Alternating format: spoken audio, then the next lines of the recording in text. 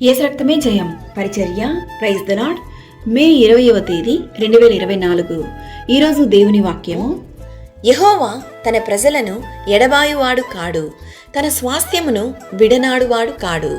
కీర్తనలు 94వ కీర్తన 14వ వాక్యము. యెహోవా దయాదాక్షిణ్య పూర్ణుడు, దీర్ఘశాంతుడు, కృపా సమృద్ధి గలవాడు. ఆయన ఎల్లప్పుడూ వాద్యమాడువాడు కాడు. ఆయన దిక్కులేని దరిద్రుల ప్రార్థన నిరాకరింపక వారి ప్రార్థన వైపు తిరిగి ఉన్నాడు.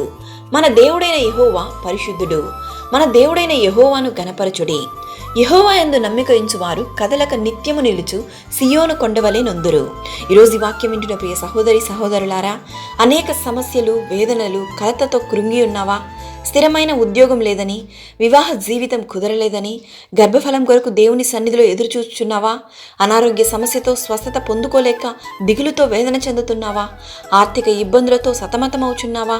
మనశ్శాంతి లేక, కుటుంబంలో సమాధానము లేక దేవుని సన్నిధిలో వేచి ఉండి ప్రార్థిస్తున్న నీతోనే ఈరోజు ఈ వాక్యం ద్వారా దేవుడు మాట్లాడుతున్నాడు.